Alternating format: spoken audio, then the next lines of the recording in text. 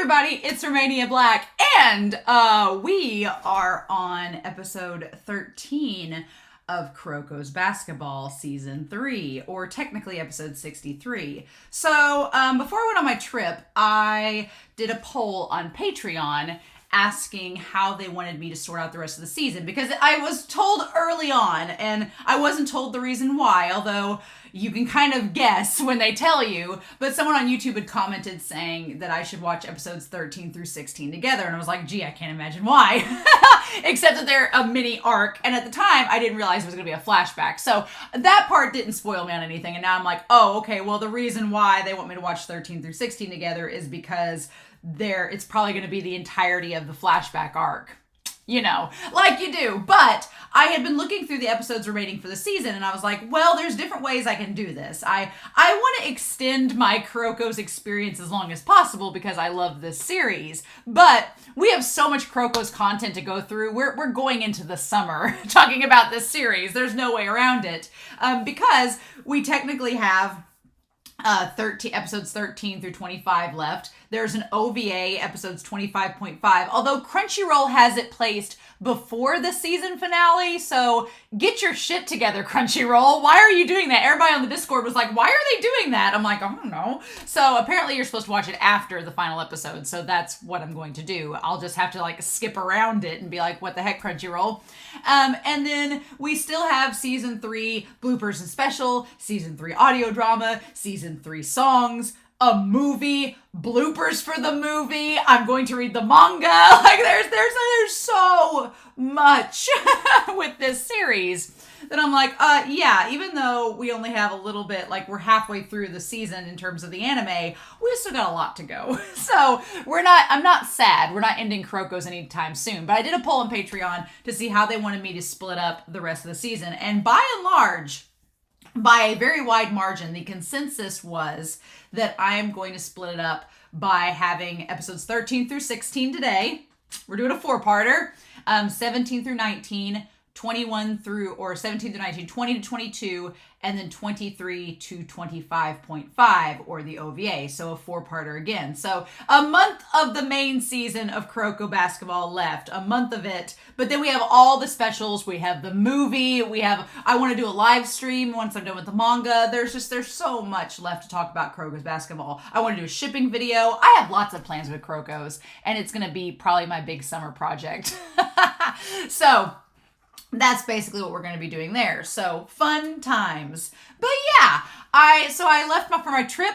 Once I finished episode 12, left for my trip, and now I'm back. And what a great time to be back, because we have a flashback arc. So I'm excited for all the things we're going to learn in the flashback arc. Should be a lot of fun. But before we get to that, I do have some comments from while I was gone that I do want to touch base on.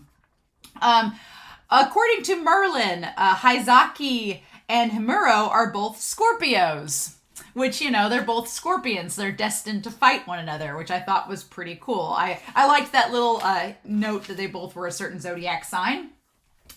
Sichi45 talked about Hai in Haizaki referring to ash or gray. So it is kind of like Generation of Miracles. He kind of does line up with it in that he has a color-themed hair, much like the other Generation of Miracles player. Their names have to do with their hair color. I thought that was pretty good. And then Kelsey had talked about how Momoi did talk about Haizaki somewhat fondly, referring to maybe, you know, there's more to him than what we originally think. I also think that Haizaki, even though him and Almine are drastically different characters, they both kind of have that, like, delinquent reputation, and Momoi seems to have, like, a soft spot for characters like that, so I feel that's really cute. Anime Annie says that I thought Akashi was a Capricorn. Nope, he's a Sagittarius, so he's not a goat. We'll briefly touch base on him at the end of this. And then the Generation of Miracles, they all seem to have like a one-liner, right? Kuroko says, I'm a shadow. Kisei says, I won't lose. Midorima says, my shots never miss. Aomine says, the only one to beat me is me. Murasaki Bara says, I'll crush you. And Akashi says, lower your head or I am absolute.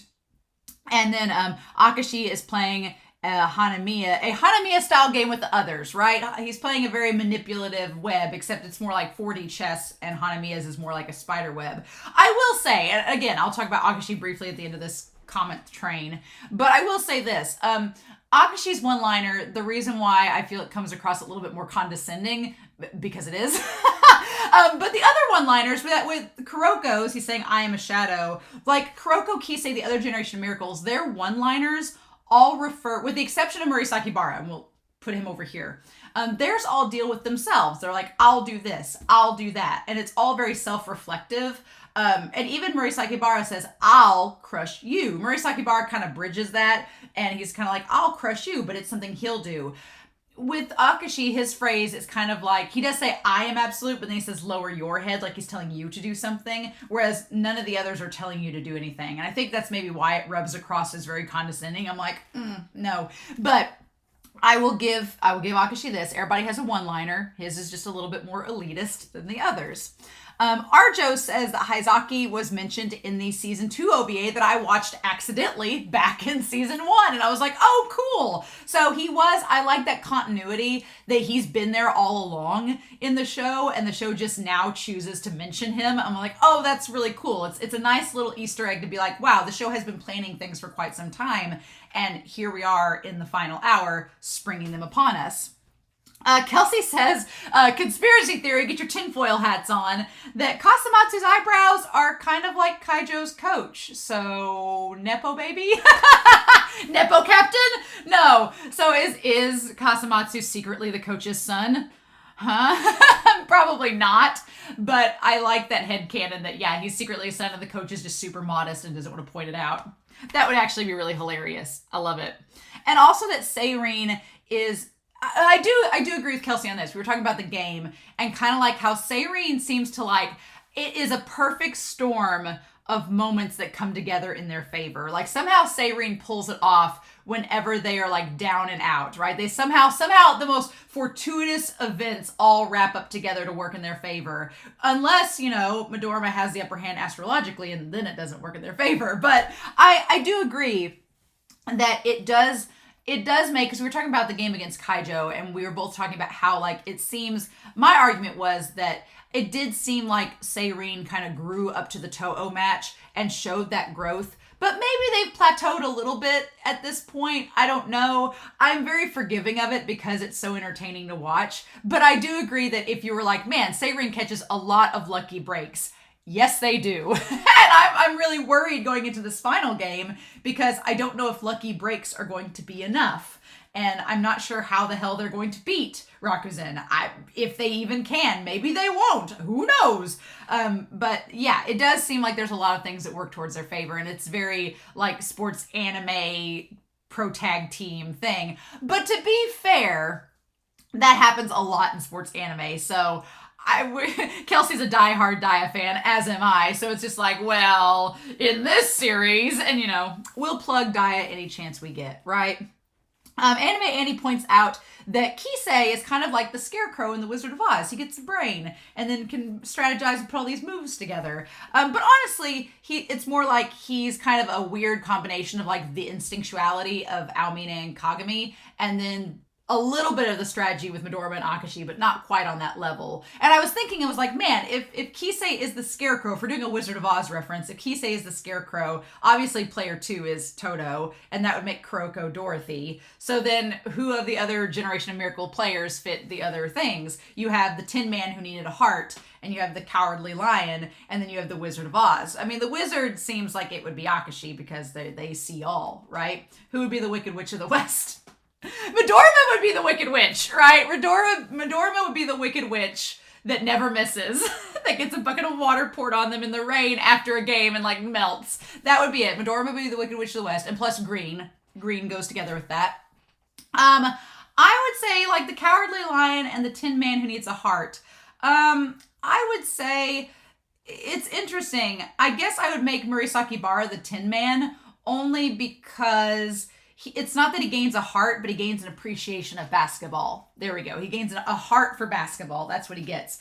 And then it's weird. I don't want to make Aomine the Cowardly Lion because he's not cowardly, but maybe he's like, he's a loner. He doesn't want to be with others. and I don't know, I would replace cowardice with like teamwork or something and then make Almine that. And plus it goes with the cat theme because he's like a jaguar. I don't know. It's not a very good metaphor, not a good comparison, but I do like the scarecrow and Kisei analogy. That works really good for me. Kaylin V talked about how Kagami and Kuroko are a perfect duo, and I do agree with that. I will listen to anybody's praise of KagaKuro all day, but we're talking about how they're very good in that they both have this mindset of winning is great. We want to win. But what's more important is having a good game and understanding basketball as a team effort and that it's fun.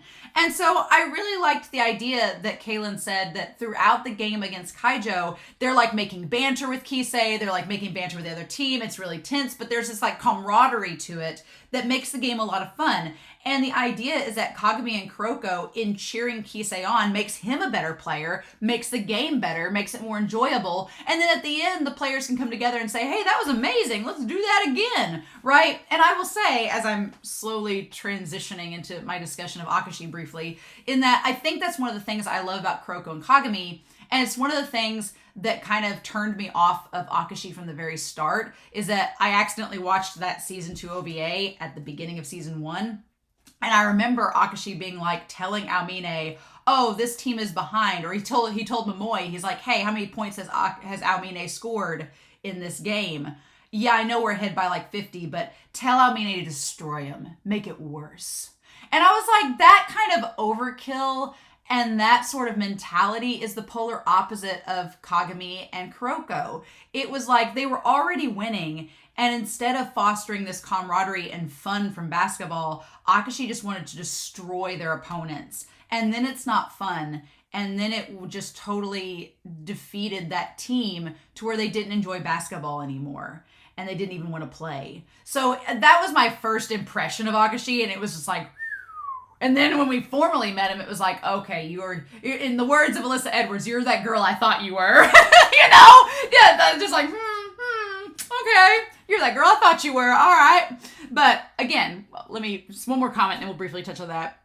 Anime also included that there is an Aokisei moment from these last episodes, in that Kisei, whenever he's in a pinch, he copies Almine, because Almine was the first Generation Miracles player he really respected and like latched onto. And I was like, if you're an Aoki shipper, that's really, really cute. But with that being said, I know that we're going into flashback episodes. We're going to probably be diving into the backstories of many characters. Those comments were all from the last set of episodes, but I'm going to be honest. The only comments I really read from episodes 4 through 6 were on Patreon. Because I told Discord, I've told Patreon, and I've mentioned it in the discussions, the comments, the video descriptions. I feel like Akashi's character has been slightly tainted and ruined for me by people trying to tell me about his character before I can experience it naturally. So I've made the executive decision that as a reactor, I am not reading from this point on any comments involving the word Akashi or any mention of him. I just can't, because I feel like the more people try to convince me to like him, the more I hate him. Because I'm the type of person that if you tell me to like a character and you try to say, you're wrong, you should think this, I will go hardcore the opposite direction. So if you're trying to get me to hate Akashi, congratulations, you're doing a great job. Because I want to give his character the benefit of the doubt, and I want to be open-minded, but people keep trying to spoil and keep trying to tell me how I'm wrong or tell me what I need to be thinking about his character instead of naturally letting me experience it for the first time, that it's ruining that character for me. And it's really upset me the last couple weeks. I'm like, especially episodes 4 through 6, like I did a description, a comment that I pinned, I talked about it in the discussion itself, and it was like, every commenter, with the exception of Truck, who made a point of going on there and giving me a comment that didn't involve the word Akashi, everyone else looked at that and just went, so Akashi, and I was like, to have a Samuel L. Jackson moment, I'm like, did y'all hear the words coming out of my mouth? I'm like, if y'all aren't going to respect me, then I'm not going to dignify that comment and read it. So that's kind of where I'm at. I am not reading anything about Akashi from here on in until the end of the series, so save your novels, save your essays, just wait till the end of the series to post them. Maybe I'll read them. But I'm just like, I want to experience this character naturally. And I feel like people keep trying to force views on him on me. And it's just pissing me off. So So I'm not reading anymore. I just can't. For my mental sake, I just can't. So, with that being said, I am sure with these flashback episodes, I'm going to have a lot of opinions come across. And so all I ask is that you please be open-minded, as I will try to be open-minded, but I'm going to have opinions, and I may or may not like it. And just let me ride out this season and see as we go what we find out. Because I'm already spoiled because people are like, well, you'll find out things about him. I'm like, wow, thanks. I guess I won't experience that naturally now that I know that's coming. Cool, thank you. I, thought maybe he'd be a total villain, but there's this tragic backstory that now I have to, and it makes me very cynical. That's what it does. Whenever people try to spoil stuff like that, it makes me a very cynical person towards that character, and it does not help my empathy. It makes it worse. So if you would like to help me like Akashi more, please don't give me any spoilers about him. And again, let me interact with his character naturally. But with that being said, I won't rant anymore. We'll just let it go. I do appreciate all of your comments and kind words. Those of you that have listened and talked about things that weren't related to Edward Scissorhands, I appreciate it very much. So we're going to dive into episodes 13 through 16 and just see what happens. So, flashback time, baby! We're gonna see this mysterious person that I'm sure was in the ED of baby Kuroko and see what happened to him. I still maintain he's a silver-haired guy. He's drank Akashi's Kool-Aid and become this mysterious robot figure of the generation of the Rakuten team, but we're not getting shown him yet, but I just have a feeling it's him. Somehow it's him. How Kuroko's not noticed him, I don't know, but it's him. I'm guaranteed that it's him.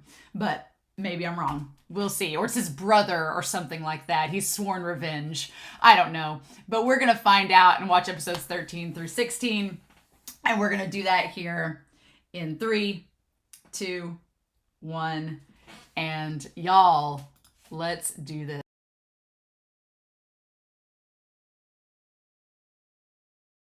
Sucked to be on Teiko's team. Oh my god, what a set of episodes. I took lots of notes. I have lots of thoughts. Obviously no spoilers. One thing is certain. I was very, very wrong. I was wondering the entire game, the entire set of episodes, if I was like, okay, number 5 on Rakuzan's team has been kept in mystery this entire time. And I thought it was maybe the friend of Kuroko's that he made a promise to, or as these episodes were starting, I was like, oh, is it Nijimura? But it's not, because as it was going on, I was trying to remember, I was like, wait, it was something like Chihio and Miyazuki is the name of number 5 on the team, because we saw the little cards, their faces just kind of blurred out. So it is neither the childhood friend nor Nijimura, which is still fascinating to me, because the show has gone out of its way to hide who number 5 is. So I'm like, there's some mystery there with the number 5 player that we don't know yet. We'll get to them. So, but it is good to get confirmation that it is not the childhood friend and it is not Nijimura. Nijimura is freaking amazing. I love him.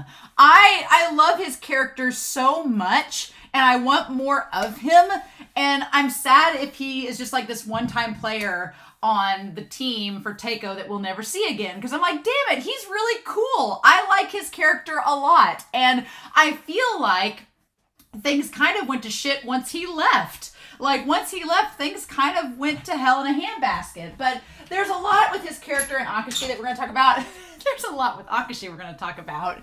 And again, like I said, I'm probably going to, if you are a fan of Akashi, I'm probably going to say things that you disagree with or don't like. All I ask is that you save those thoughts until the end of the series when I can get a full picture of him, because my thoughts will develop on Akashi as we go, obviously. And there's things in this episode that I was like, okay, I can see some validation with that. And then there's some other things that I'm like, nope. And so they're just a big miss for me. But we'll get to them. Also, Murasaki Bara, what a brat. Oh, man. So I had to bring my work out because I want to kind of go through all this. I made a lot of notes, right? The most heartbreaking thing about this entire episode set, the most heartbreaking thing about it is the situation with Kuroko and Aomine. with both of their characters. Like, everything that happens to Aomine and Kuroko in these flashback episodes is heartbreaking. Aomine's complete psychological breakdown throughout this entire set was absolutely gut-wrenching. I hated it. That third episode 15, I just wanted to like crawl into a shell and die, because it was so horrible. And the assistant coach and the coach situation and the administration, there's so many factors of like, you all messed up. Like, there was so much mess up at every level that it's like all of these things were bad. It like starts with Akashi to the coach to the administration. Like, on every level things were bad and not dealt with well. And it's kind of like, I said it in the reaction, it's like this was a bad situation that they just poured fertilizer on and just kept it growing. And it's like they didn't nip it in the bud right off the bat, right? Which is so fascinating to me. But oh my gosh. But I just felt for Aomine in this. Aomine, I felt so bad for. For Momoi, I felt so bad for her. And Kuroko, like Kuroko, Aomine, and Momoi, like those three, I felt so horrible for them through this episode set. Because I'm like, y'all made them cry. Like, they just went through the worst thing. The only thing that makes me feel somewhat okay is that by the end of it, we know that that Kuroko did, God, when he said he didn't remember the promise about making them friends, I was like heartbroken. But he remembered it in the end. The only thing that makes me feel better is knowing that Aomine and Kuroko are friends now. They are friends now. Everything is fine. Things are getting better. And that Momoi and Aomine and Kuroko are in better places. In a better place. That makes me feel a lot better. And as we go through this, we'll talk about kind of what each team that they've gone to has kind of done to do what Akashi failed to do and what his coaching staff and administration at Teiko failed to do. Like, there is failure on all levels. And it's so hilarious because Teiko's administration, their coaching staff, which the assistant coach, he's just weak. That's all it amounts to. And he admits it himself. He was not as strong as the original coach, and he couldn't stand up for his ideals. He just fell in line and didn't stand up, and it caused him to like really hurt the team. But even Akashi, for Akashi's thing about succeeding and being victorious, Akashi failed Teiko and the Generation of Miracles. Like, he failed them hard, and he doesn't even realize it.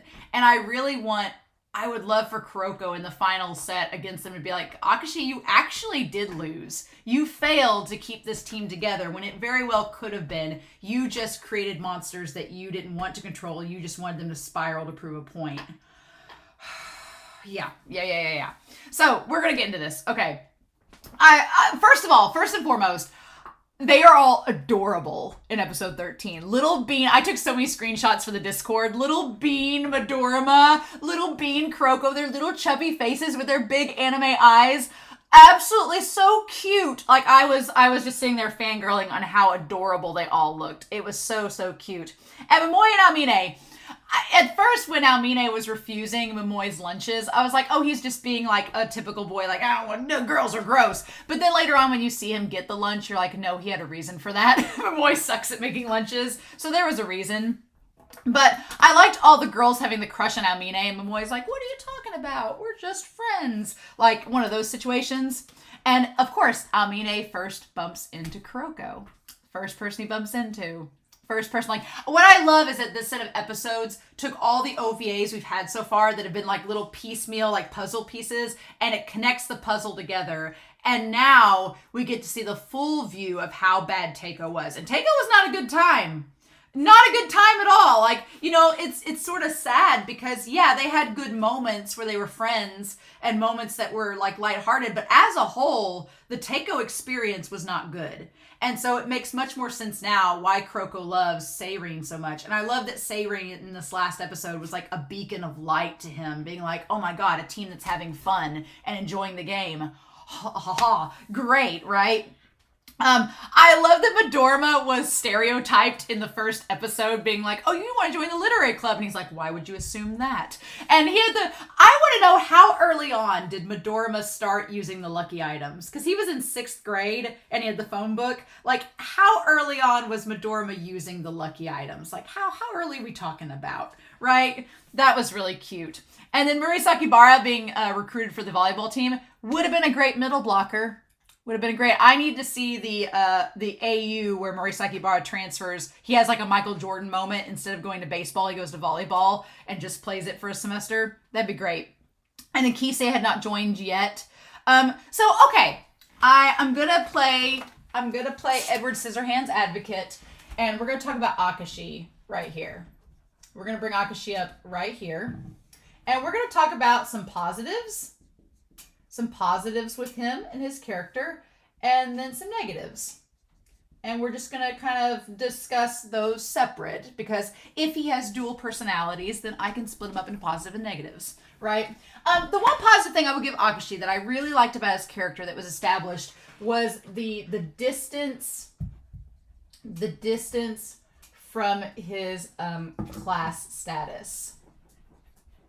At least at first. Now, obviously, he has the whole I'm absolute blah, blah, blah thing there. But what I did sympathize with him at first, because I was getting very much like Shu from Tsurune. If you've watched Tsurune, there's a character called Shu. I was getting very Shu vibes from Akashi, in that he has like the butler bring him to school, and he wants him to drop him off away from the school. He's like, I don't want people to see, like, I don't want them to know that I'm like this rich posh kid. He doesn't want to be bullied, right? And that's a very understandable feeling, that he doesn't want to be bullied for his status. And it's kind of like in another show, Buddy Daddies, that I've watched, where, coming across as the rich kid doesn't always make you popular. It can actually kind of shun you from the group. And I like that at first Akashi didn't want that. He's like, I don't want people to judge me for my status. I want to be my own person. Totally respect that. I was like, awesome, great. That is good. I liked that. He seems posh, but was giving off Shu vibes from Tsurune. He just wants to seem normal. Like that beginning where in 6th grade, Akashi, he wants to prove himself, right? He wants to prove himself, but also be normal. I was like, I respect that. I was all on board with Akashi until we decided to add a split personality as a character decision. I was all on board with this character up until then. And honestly, in episode 13, you're kind of like, this Akashi is nothing like the one we have now. So, okay, I kind of like this Akashi in episode 13. What happened? And then we find out what happened. It's Morisaki Bara's fault. I'm joking about that, but in any case, so Kuroko starts out on the 3rd string. We get the connection to the OVA. The part where there's you don't even realize until this set of episodes that there has been gaps in the OVA where things that characters do, they did make sense in the moment, but now because of these episodes, they make even more sense. It's like, oh, like the coach telling him to quit. Like when Kuroko goes to Almine saying he's going to quit, I was like, that seems so out of character for Kuroko. And then you find out that it was influenced by the coach at the time, the assistant coach, saying that he should quit. He doesn't have any chance of moving forward. I was like, and that shot of Kuroko crying against the pole, oh my God, like just heartbreaking. My heart was breaking. And then Almine supports him, which is just the most like Almine, it's so heartbreaking to watch the Teiko experience completely obliterate Almine's spirit. It's so gut-wrenching. And the fact that there were so many opportunities for people to help that didn't help, it's just, it makes me so much happier. We'll talk about the teams that they end up going to. It makes me so much happier he is where he is. But also to make note, one thing I also like as well is the closeness. I hesitate to call it friendship because Akashi doesn't make friends. The closeness between Midorima and Akashi. Right from the start, there's that bond between them. And is it because they're both posh boys? I like the Kisei's like, well, you're pretty posh, Midorima. And he's like, it's different. I'm like, is it? It explains why you can buy all the lucky items. But I do like that from the start, there's that kind of closeness in Midorima. And Midorima just kind of like sticking close to Akashi. It's really nice to see. I really like it from the start. So they barely win nationals. And in their first year. And so... And Akashi even seems kind. Like at first, he acts helpful. He acts helpful to others. But if you notice, that's still where he's in a position. he's in a position of power even in that situation because he's helping others. It's not like someone's helping him. He's doing the assistance, right? But he was nice about it. So I was like, I'll give him that. That's really cool. And I was like, wow, this Akashi is totally different. But the moment it starts to get there's like a little tinge there where he tells Midorima that they need to look at maybe a more unorthodox manner of team play in order to win. They need a sixth person. So he's talking about maybe a more unorthodox play and that they need the sixth man, which leads him to finding Kuroko. And I honestly didn't see anything wrong with him suggesting they need to play a little bit differently. I mean, to make themselves set apart. It kind of seems like that's going to lead to them playing with Kuroko and everything. But he really takes that extreme measures to the extreme, like by far, right? The chibi faces are adorable. Akashi seeing the potential in Kuroko, which is good. But then he has that line about still being a stranger, not a friend. And he has the first tiny red flag. I like that Midorima is the one to notice the red flags before everybody else. Midorima's like, wait a minute. And so it's kind of one of those keep your friends close, keep your enemies closer sort of thing. He's like, Kuroko's still a stranger. He's not a friend. I'm just going to dangle a thread in front of him and see if he climbs it. That's like the first red flag moment. And he didn't have the golden eye then. He was being nice Akashi and having that moment. So I'm like, no, he's always been like this. It's just, we'll talk about the split personality. So the idea of Kuroko is a stranger and that he is not wanting to make friends. That's one thing that kind of irks me about Akashi's character is that he doesn't let anybody get close to him. He doesn't want to make friends. And I'm sure someone in the comments would argue, if I was going to read them, but I'm not. I'm sure somebody would make the argument in their novel about Akashi that, well, it's because Akashi's always had this pressure, blah, blah. I'm going to call bullshit on that only because I've watched Tsurune. And like I said, in that series, there's a character named Shu who is under the same amount of stress and pressure from his family to succeed in everything and be this model. And I would argue that he actually has, because of what we find out in that series, a little bit more of an identity crisis with his family. Won't spoil y'all. Go watch Tsurune. It's amazing. But I would say that Shu's character has very similar pressures to Akashi, but he's not a psychopath. He actually makes friends with people and still works with the pressures given to him from his family while not being a dick and being a nice person and supporting his teammates and fostering camaraderie. So it's like whenever somebody's like, well, Akashi's like this for this reason, I'm like, no. I've seen characters that have the same circumstances as Akashi, but be a nice, general, good person. So that's not an excuse. I'm like, that just because you have pressure in your life does not mean you're a dick. From personal experience, no, not going to be an excuse. So that will not sway me. I'm like, no, that's not an excuse in my book. Doesn't work. And I feel kind of bad because I'm like, I feel like if Akashi opened up and was more of a welcoming person and would let people come into his life and be his friends, I feel like maybe things could have been different, but he just kind of shunned everybody and kept them at an arm's length. And that's kind of sad. It's more sad than anything, right? That whole line. And Midorima's face, like Midorima's saying like, that was a weird moment. Dorky Almine, we're going to switch gears. Dorky Almine is adorable. I love when he's like going like the whoosh whoosh. I've also realized something, and I'm going to put this over here in red. Just going to point this out. Kagami is in many ways Almine plus Ogiwara. Almine is the best of both worlds. He is literally Almine plus Kuroko's childhood friend wrapped up in the same character, but is also his own person. That's what I like that they do in this series. Like, there's so much of Almine that is in Kagami, but Kagami is not Almine. He's very, very different, especially in terms of personality. And there's a lot with Ogiwara. He's got the red hair. He's super gung-ho about basketball. He doesn't give up. That is very similar. I can see why Kuroko's attracted to Kagami, because he's his two friends put together and in a package that works perfectly with Kuroko. Mwah. I love it. But watching this set of episodes, I was like, Kagami kind of is the best of both worlds, isn't he?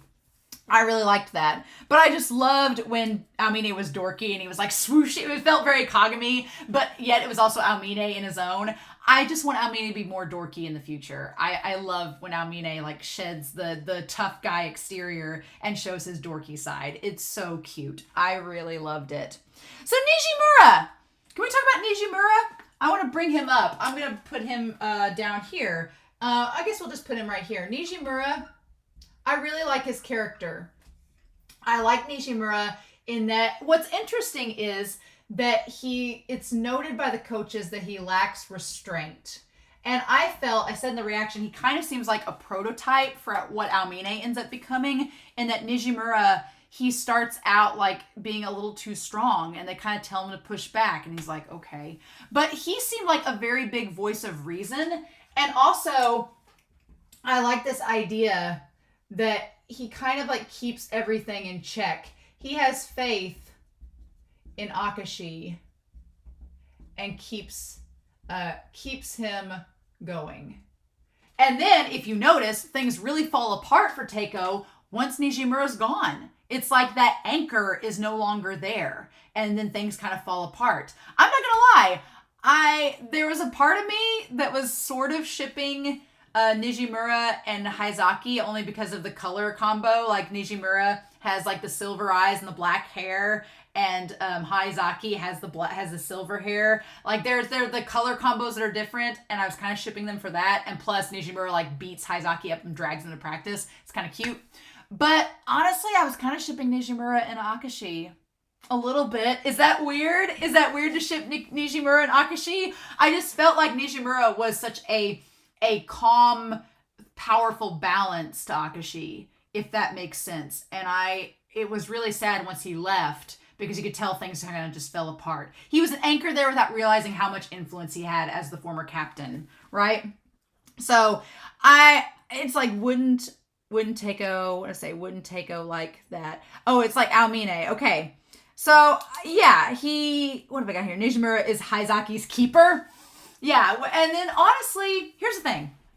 They have the issue with Haizaki going to like when he has the cold, and then Haizaki is found by the second string guy, and Nijimura like beats him up and drags him to the game. It's like, look who I found, and at the arcade. Isn't that funny? And so during the one game they have, Kuroko, Akashi realizes that his timing is off, and that's the issue with the passes. That's what he needs to correct. Akashi's observant. I will give Akashi that he is observant and kind of shows Kuroko to be observant too. I do like that. I like that, again, if we were going by the mangaka originally wanted Kuroko and Akashi to be brothers, they're both observant characters. Makes sense. I do like that the mangaka ended up making them not brothers because it works so much better. But I like that parallel between them. It works really good. And then we have Murasaki Bara's first "I'll crush you" and the head pat on Kuroko. And I love how this flashback establishes why Kuroko hates when Murasaki Bara gives him the head pat, because it's so condescending. And he's like, no, stop it. Like, I loved that. That was great. We get the callback to Kuroko tripping and getting the nosebleed that he was telling Furihara about. Good callback. And then Kuroko gets the pass right. And he's talking about meeting his friend Ogiwara and keeping the promise to him that they'd face each other in a game and do their best. We'll talk about that game. But that was episode 13. So then we have episode 14 where Kuroko gets his jersey. It felt very much like a Kita moment, which I loved so much. Right as Kisei joins. And then here's the thing. At first, I was like, why is Nijimura giving up control of the captainship to Akashi? I'm glad we established that Nijimura was a third year, Akashi was a second year when this happened. So it wasn't like giving captainship to a first year. That would have been kind of unheard of. But at least at this point, Akashi's played a year with the team and Nijimura. So it's not as extreme, but that faith that he has in Akashi is kind of pronounced. And honestly, I don't blame Nijimura for asking Akashi to be captain because, one, Akashi was vice captain, so it's kind of like the logical next step. And two, if Akashi was the vice captain, that means there were no first or second years that were as good at the time. So, of course. So, I mean, it's a logical move, right? But we find out that his father is ill. His father is ill. And honestly, what Nijimura does is, I could see some people getting mad about it, like, oh, you just put extra pressure on Akashi by making him captain. I mean, one, Akashi was vice captain, so I'm not, like, whatever. But also, Nijimura, I find it like, no, it's kind of selfless on Nijimura's part, because he's kind of saying, look, my dad's in really bad health. I know that my performance in the game could be affected by that. I love my father. So if something happens, I don't want to let my team down in the moment. Like if we're in a crucial game and I suddenly have to leave to go see my father, I don't want them to be left out to dry with no leadership. Like that's pretty selfless. And that takes a lot of guts to go in front of your coach and say, hey, I still want to play. I love basketball, but I'm taking a step down because I have to, because that's what needs to happen for the people I love in my family. It's like, I love basketball, but Nijimura is saying, that he cares more about his team than himself. That winning to Nijimura isn't everything. What he's saying is, yeah, I want us to keep winning and do well, but at the end of the day, that victory is not what the most important thing is to me. It's my family and the people I care about. So I'm going to ask that Akashi be put in charge and that I can play as a sub. It's only fair that way, and that way I'm not dragging the team down. That's a healthy communication decision. That's pretty healthy. I respect him for that. What's interesting is I wondered if Akashi, because we have the two fathers, right, that are in this relationship here. You have Nijimura, who has this amazing relationship with his father and is willing to sacrifice the team and sacrifice things to go make sure his father's okay. And then you have Akashi, who seems to have a very strained relationship with his father and is still pressured by his father. So the two dynamics, I feel like Akashi doesn't understand why Nijimura would do such a thing, whereas we, the audience, can kind of see where Nijimura is coming from. I respected him from it. I was like, damn, that's hard, right? It's hard. He gives the captainship to Akashi and saying that the best player to take over is him. He doesn't want to hinder the team, and Akashi takes on the duty. And so, yeah, I mean, on the one hand, I do get the idea, and we'll talk about the dad and everything, that Akashi does have pressure to be captain and from his family. I do understand that. And that is really hard, right? That's really, really hard. Because yeah, it can be a lot, right? It can be a lot to be in that situation. Someone tried to spoil me and say that Akashi has siblings, and I'm trying to block it out of my mind, but I'm assuming Akashi is not the eldest. I'm going to assume, which is very weird if that's the case, because usually the eldest have all the pressure to take over the family. Maybe he is the eldest and he has other siblings. I don't know. I don't want to know. I'm going to read the manga and find that out for myself. But I'm the eldest in my family, and my family always was like, you have to get good grades no matter what. There's no exception. And I didn't turn out to be a tyrant. So I'm like, okay.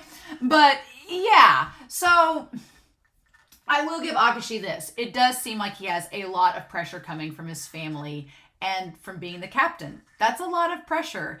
And the one thing that's kind of weird about it, we'll talk about it in a minute, about Akashi and the pressure and status. We'll talk about that in a minute.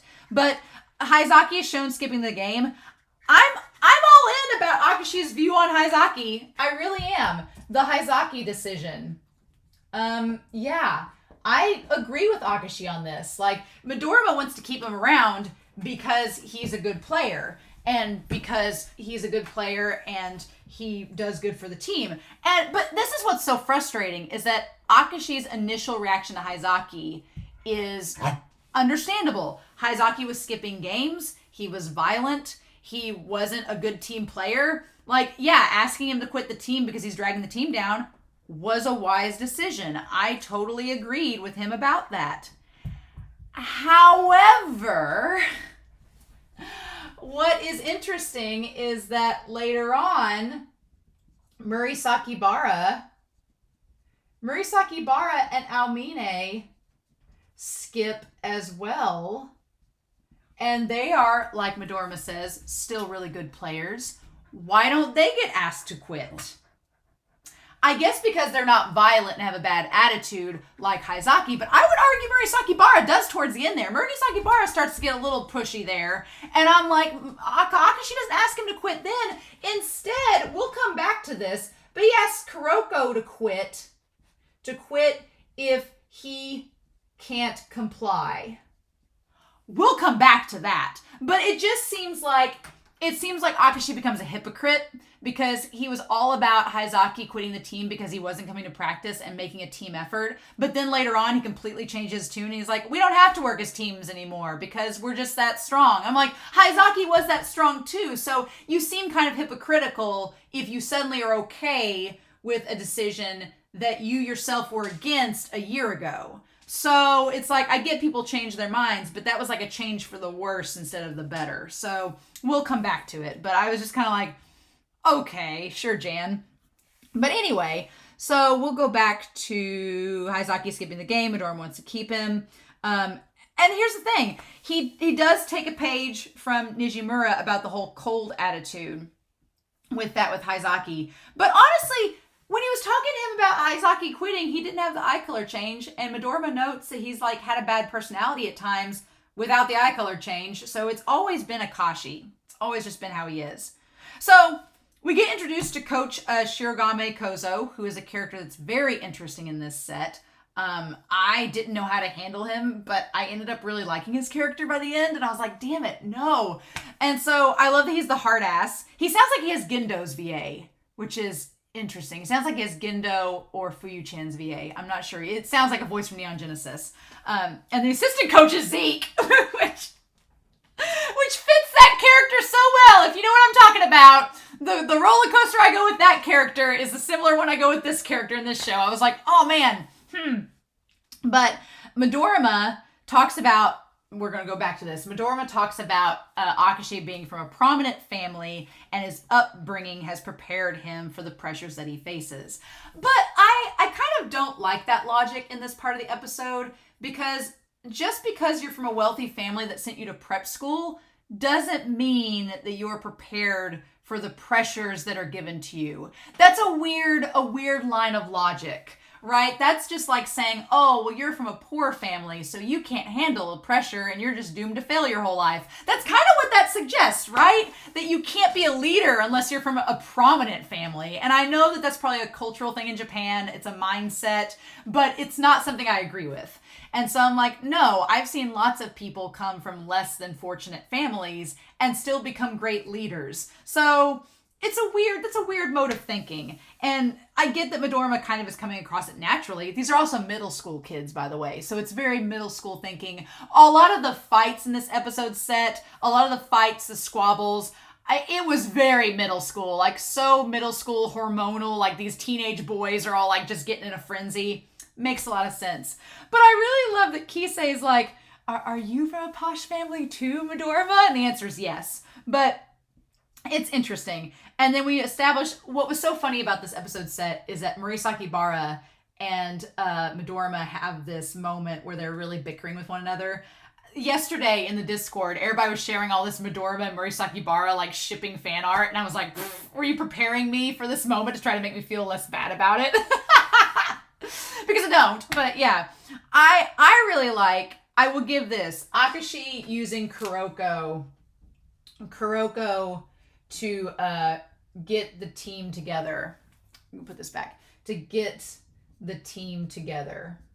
I really liked that moment because, yeah, it's like Akashi could have said something, but they probably would have got mad about it. So instead, they do the 3-on-3 game, and it's Akashi, Midorima, and Murasaki Bara versus Kisei, Amine, and Kuroko, like the OT3. And what's so funny is that Kisei and Amine are like fighting for Kuroko's affection. The whole time. It's so cute. And that's what makes Murasaki Bara and Midorima realize, oh, we're acting as dumb as these two? Oh, well, that was dumb. Never mind. What were we doing? Like, it works. It's really good. So I'll give him credit for that. That was a really, really good move. I liked it. And then from then on, though, like, that's the last happy moment we get out of this episode set until we cut back to Kagami. Like, it's the last happy moment we get because it's like Kuroko helps them realize how silly they were being, fighting each other. And then from then on, things like take a turn for the worse. We see Almine starting to pull ahead. And then what's amazing is, again, filling in the gaps between the OVAs, Kuroko gets advice from Ogiwara on how to help Almine. And he says because he's helped Kuroko so much, which means that Kuroko's been on the phone with Ogiwara a lot, talking to him and telling him how Amine's helped him. And Ogiwara's like, you've told me all about your friend and how he's helped you. Now you need to help him, dude. It's like, it's so sweet, right? It's so sweet. And that's when I put down my notes. Ogiwara is kind of like Kagami. Just a little bit in that communication department. Just a wee bit, right? And so the coach, the one coach is them dubbing them the Generation of Miracles. And I like that Kozo seems a little bit hesitant with that. He's like, I don't know if we want to get these teenage boys with hormones, get their egos stroked that much. I don't know if we want to do that, right? That might be a bad idea. And here's the thing. Okay. So from there on, we start to get this idea that Teiko's winning lots of games, right? And Akashi establishes, one thing I did not like was the quota of the 20 points a person. This is kind of the point where I was starting to be like, okay. Because here's the thing. At this point, if we're going by the whole split personality argument, the split personality has not taken over. It's still Akashi from nice Akashi from the year before. But it seems almost like winning has corrupted Akashi. Which is bizarre because he's been winning his whole life. But definitely the pressure of winning is corrupting him. Because they're all kind of talking about getting disillusioned about playing. And Akashi's like, well, let's just make a quota. We have to score 20 points. That'll make it more challenging. And the thing of it is that for Kuroko, the fun of basketball isn't necessarily that it's challenging, but that in the end you have fun, that you enjoy playing it, you have camaraderie with your team. Akashi's like, let's make it more of a chess game, and then that will work for everyone. And that may work for Akashi, but we've established these Generation of Miracle players are all so vastly different. One size does not fit all. And you can clearly see that Almine doesn't like the quota. Like, it's so apparent. And I feel like it's such a miss for Akashi. Like, instead of, like, there was a chance of, you guys know you're good. You know you're strong. Build that camaraderie and that teamwork with one another. Because all the quota does is it just feeds that individual competition, and it just feeds the monster mentality that these players are starting to develop. Whereas if you had the camaraderie aspect of it, I think it would tie them more together than making them feel competitive with one another. Which, if you're strong enough, you're going to win the game anyway. So what does it matter? So, but yeah, I feel like I don't know many successful teams that do that, right? I feel like you look at some big NBA player teams that have lots of players. They still play as a team, even if they have individual skills, right? Any team has to have camaraderie, or it just falls apart and it's miserable. And why do you do it? So yeah, it's such a miss for his character, because I'm like, you had a chance in that moment as a captain to bring your team together, and that decision to make the quota is just laying a foundation to pull them apart even further. And that's before the split personality thing. So that was kind of a miss on my part for him. But then he goes beyond that in the game against Kamizaki. So we get a callback and tie back to the Kamizaki game from the OVA and why Almine was so depressed during that outcome. Because Inoue was the other power forward that he knew, and that they had a camaraderie and a friendship together, kind of like Kuroko and Ogiwara. And that's the game that Akashi was like, tell Almine. Because he went past the 20-point quota. I'm pretty sure he did. Or maybe he only made 17 points at that time. But because of that stupid quota, he makes Momoi tell Almine to push further and destroy them. And that completely sends him into a spiral. So again, Akashi, rather than helping to remedy the problem, made it worse. Right? Made it worse. And that's the moment that he decides not to fist bump Kuroko because he's so disillusioned. It makes me feel not better, but a little bit more understanding that he wasn't blaming Kuroko in that moment. He was more angry at himself for ruining that friendship with Inoue. But that makes me even more sad. So it's like, damn it. It completely made me feel horrible. And that was during their second year. And so then Ogiwara loses the game and they couldn't face Teiko in the final.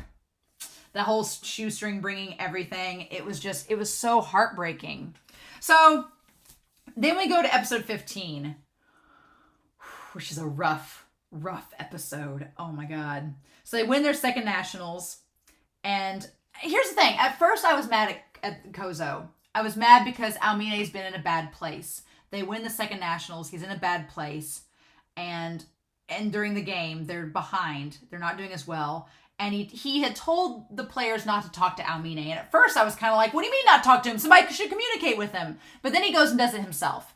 And while initially I had a lot of disdain for that decision, once he starts talking to Aomine and you hear Kozo talking to him, I'm glad that he made it him talking to Aomine, because if it's kind of one of those things, like if you can imagine, like if the players talked to Aomine, Murasakibara probably got mad, which would have made Aomine even more mad. Midorima probably wouldn't have said much that was helpful.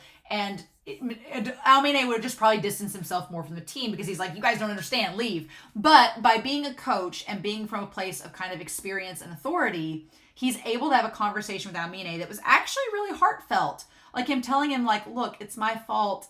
I knew you had potential, but now you're starting to bloom and you're starting to pull away. And that happens sometimes. Like, he can speak from personal experience. He's like, that can happen. And he's like, I'm sorry that I didn't communicate with you sooner and that no one's being understanding. Like, what he says was really helpful. And he even uses the advice he gave to Kuroko, like he'd been there watching. And it's like, remember when you told Kuroko that it's to get, once you give up, you have nothing? He's like, don't get to that point. Like, don't give up, right? Just keep playing. And that's what inspires Aomine. And so I was like, okay, all right, we're turning things around. Great. And then the coach collapses after the game. And the assistant coach takes over. Now, the assistant coach makes a lot of mistakes, especially with Aomine. And I could be very mad at him. But what saves him in my eyes is that later on, well, the administration's awful, and we'll talk about the administration. But later on, he says it's his fault and he laments. And I'm like, okay, the assistant coach realizes he fucks up. I mean, he should say something, and that's a problem, and I don't like him for that. But I can't be entirely mad with the assistant coach because he's just a weak-minded guy. And it's just kind of like, man, you could have done so much, but you didn't. But he is remorseful about it, at least. He regrets it. I mean, that doesn't change the situation or make it better, but at least for his character, he's regretful. And so, the administration, though, that's probably the biggest villain of this series, is the administration. I feel like the administration made this so awful in the fact that the administration, the admins, they keep pushing victory and catering to the Generation of Miracles. Like, honestly, the administration has probably done the most damage to these boys, more so than anything, because it just, the assistant coach at least said, hey, these are children, and they were like, nope, this is getting us prestige, this is getting us publicity, just exploit it. Like, that's absolutely awful. And the tragic thing is, it's realistic. It's very realistic. Maybe not so much in a middle school setting. That seems a bit extreme for a middle school, but in a college setting, absolutely. Absolutely. Happens all the time.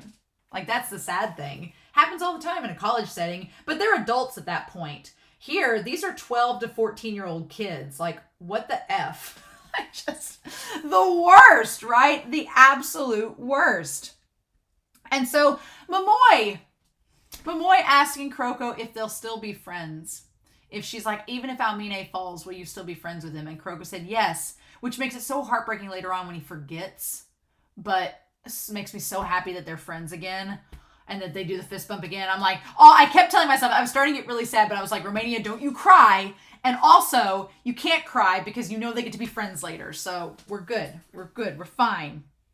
But then Akashi, still getting peer pressure from his father who pressures him, right? So Akashi's dealing with the pressure from his dad right now, which furthers the moment when he snaps.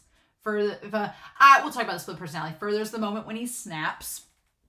And that, and then the assistant captain, the assistant coach, I mean, he messes up because Kozo had told Almine not to give up, to keep playing, keep practicing, keep trying. It's going to hurt for a long time. Like, he had the right mentality. He's like, it's going to hurt and it's going to suck, but keep trying because you're eventually going to find that person, just like what you and Kuroko have been talking about. And then the assistant coach kind of like unravels all of that when he's like, hey, yeah, you know what? You don't have to come to practice anymore. You're right. Just show up and help us win. That's such a heartbreaking moment because it tells Almine that he can give up, that it is hopeless. He's never going to accomplish what he wants. But it also makes Almine seem like they're just using him. And it's just, he's just being a tool. And that's so, I was so heartbroken. So heartbroken. And then him in the rain, and then Kuroko comes to him, and he tells Kuroko, he's like, I'm not passing you anymore because what's the point? Like, he just has a mental breakdown, and these are 13-year-old kids, and you just want to hug them both and be like, it's going to be okay. And you just feel so heartbreaking. It just dissolves everything. And then the coach laments, like, what have I done? And it's like, yes, it feels very Shakespearean. What have you done? Right? It was just absolutely terrifying. Heartbreaking. And then from there, the team falls apart.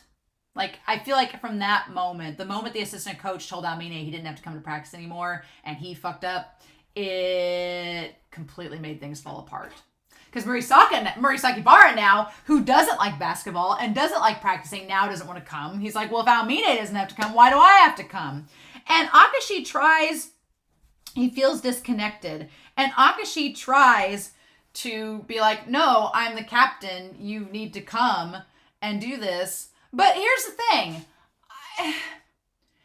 It's all Murasaki Bara's fault. No. So it's like the moment of Murasaki Bara, like, almost beating Akashi versus, and the pressure of his father kind of make him snap. And we'll talk about that. But I was trying to think, like, well, what were the options? Like, what could Akashi have done in that moment? It's kind of been like it's kind of one of those things where it's been a bomb, a grenade in the room the whole time. And Murasaki Bara has never been put in his place, right? He was never put in his place. And so he's been a brat that's got to do whatever he wants. And now he's like a little spoiled kid that's like, well, I'm just going to leave and you can't stop me. The assistant coach should have stepped up. Assistant coach should have stepped up and been like, you're not leaving practice. No. And then, but he was so afraid of the administration getting onto him if he left and they lost, he didn't want to say anything. So again, administration, zero zeros all around for them. And then Akashi, as the captain, he should have punched Murasaki Bara. Should have punched him. Should have done a Kagami and like bopped him and like knocked him and said like, what the hell are you doing, right? What's going on? But instead, it causes him to snap. And it causes him to snap and use it and acquire his Emperor's Eye to beat him and put him in his place. Right? Here's my thing. The whole split personality.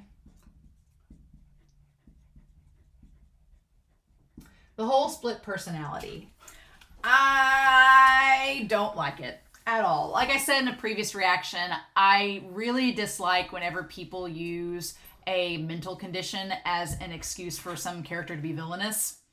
I think that's a disservice to anybody that has an actual split personality or bipolar disorder or something like that. I think that's a disservice to their character being like, oh, they're the villain. Of course they are, because they have two personalities and this one took over. No, I don't think that's it. I'm watching other shows like Mob Psycho that deal with the idea of being two people, but also being the same person. Like, no, Akashi is the same person. Akashi is Akashi. Split personality, no, he's the same person. I don't know why. It feels so cliche and kind of like vaudeville villainous to have that be the excuse that, oh, well, he's like this way because of his split personality. I'm like, My thing is, I would have understood if he had just snapped on Murasaki Bara. If he had just snapped, activated his power, and used it, made him fall down. It was like, hey, I'm putting you in your place. I am captain. You're a player. You're not skipping practice. That's not what we're doing.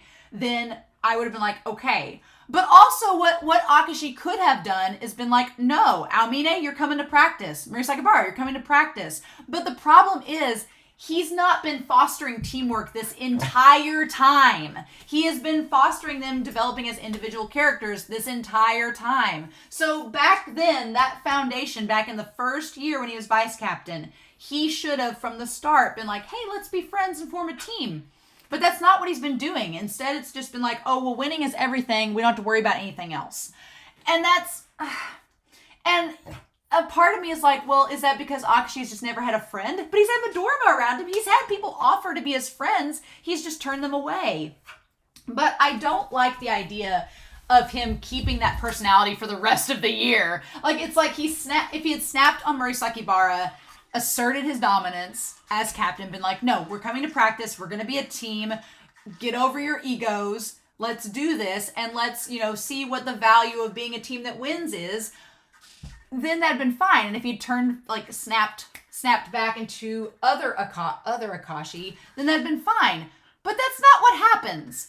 Instead, he just stays in that state. Now, it's like, well, it's just like, I snapped, and now I'm going to be an asshole.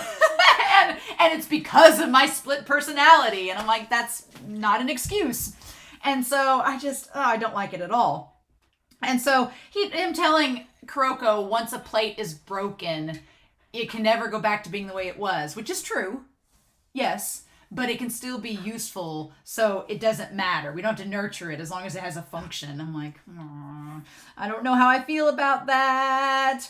And so it just completely changes his tune, right? And it just completely, it makes him seem like a completely different person. And it almost feels like an excuse. It feels like I can be this jerk because of my split personality. And I'm like, I just feel like that's so lame. I don't like that as an excuse at all, right? Because here's the thing. Almine acts like a completely different person at the end of this episode set than he was at the beginning. But that is because of all of these little things adding up slowly over time, and we see the deterioration of his character over time, and it makes sense why he's so different. And you empathize, you understand, you feel it. With Akashi, we get the one scene with his dad that's like, yeah, he's been pressured, but we don't see a deterioration of his character at all. We just see Akashi, like somebody flips a light switch and suddenly he's like, time for him to be a villain, and that's it, right? It doesn't feel as earned as the personality change with Almine feels like, right? It doesn't feel as earned as that. And honestly, Midorima and Kisei don't really change a whole lot. They're pretty much the same from the start, right? They're kind of the same. I mean, Kisei gets a little cockier from being on Teiko, but he's not a complete personality change. Midorima is the most level-headed, steady character in this whole series from the GOM. He hasn't changed at all. And Murasaki Bara just becomes more of a brat throughout all of it, right? So he tells Kuroko he's always had two personalities, and this one's taken over, and he's like, so that's why I'm being horrible now. Deal with it. And it's like, but no! Like, you can't just tell someone that. You can't, that's like a serial killer being like, well, I've always had a split personality, but I murdered all these people because it was my split personality. Just like claiming insanity on a jury for a grand trial. It's like, what? But you still, what, how, I like that. It's like, you end up being like, Kagami, look, I know I nearly stabbed you in the face with scissors and was horribly violent, but it was my split personality. I just couldn't control myself. And Kagami's like, the fudge? Yeah, you can. Quit. They really needed a better therapist at Teiko Middle School. I think if Akashi just went through some therapy sessions, we would not have had this problem. He needed to go through some serious therapy in order to avoid the snapping. Could have probably done him some good. But he says the team got too powerful for working together. And I'm like, you just never set them up to work together from the start. You were always fostering this win is only thing we focus about mentality. And so, of course, it led to this point. It's like they had these flowers, and instead of pruning them and developing them, they just like pumped the Miracle Grow to them and said, they'll be fine. Let them just go wild. You can't do that. And it's like you just set things up to fail from the start. It's like there was failure on every level. And I feel like if Kozo had stuck around, if Nijimura had stuck around, then things might have been different. But the moment those two kind of anchor characters were suddenly away from the team, it all just fell apart. It all just fell apart. And yeah, now here's the thing. You know what? And if you want to say that split personality thing is a totally valid character choice, it totally makes sense. If that whole, like, it's just him being unleashed and him being uninhibited by all the pressures of his family and his wealthy lifestyle. I could counter you with many other characters who have dealt with the same thing and are totally fine, but whatever. If that's how you want to deal with it to justify his character decisions, good. But he gaslights Kuroko a few times in these episodes, and I was like, oh, hell no. I'm very protective of Kuroko and Kagamiya's characters. I'm pretty protective of them. I know a lot of people are protective of Almine, and you have your character you're protective over, and maybe if it's Akashi for you, then I'm sorry. I apologize in advance. Why are you listening to this? But he definitely gaslights Kuroko. That was some first level shady bullshit that I was like, oh, hell no. Because he tells Kuroko, he's like, well, this is why you and Daichi fell apart. Because you guys were trying too hard to be friends and you can't be friends with someone like that. I'm like, fuck you. I was like, leave him alone. Were you out there in the rain when they had that heartfelt falling apart? How dare you just feed onto that? And then when he said, oh, his light got too bright from you, I'm like, that makes no logical sense. Shadows get bigger when lights get brighter. So that doesn't make any sense. I was like, no! I was so mad. And he made Kuroko cry. Akashi has to go. If you make Kuroko cry, you gotta go. That's just how the story goes. It's how it ends. Sorry.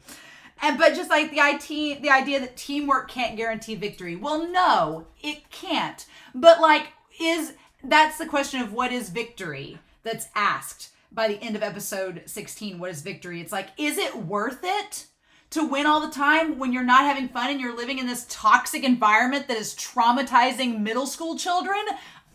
What do we do? I'm like, I'm a coach myself now. So a lot of the things that Akashi was doing and saying, I'm like, I would never say that to a competitor, to a teammate. I would never say that. Having been on competitive teams, being a coach myself, I'm like, that is not what you say to people. I'm like, you psychopath. Like, no. So, and I don't know. And then Akashi, he invokes Kuroko's question. And the thing that got me was he's like, this whole thing here, that you either accept my philosophy as a coach and a captain, or you quit. And I'm like, and Kuroko wants to play because he loves basketball, so he doesn't quit. So it's like, okay, it's fine. So then we get to this game. Right? Where it's them playing. And I do like the OP. For the record, I do love the OP and ED for this little flashback episode. I have, for the record, been told that I cannot watch the OP for episode 17 and 18. I have to wait until episode 19 to watch the OP. So I have been told that. So I'm good there. So I'll know that for the next set of episodes to skip those two OPs, which is fine. But so we go there, and Momoe is just really distraught because things are falling apart. And she's like, I'm only being used by Akashi to gather data for the team, and we don't talk anymore. And no one's allowed to have friends because Akashi says it's not good for the team, which is wrong on every account. And so when Momoe cried, when Kuroko's like, oh, I don't remember the promise I made about staying friends with Almine. And Momoe cries.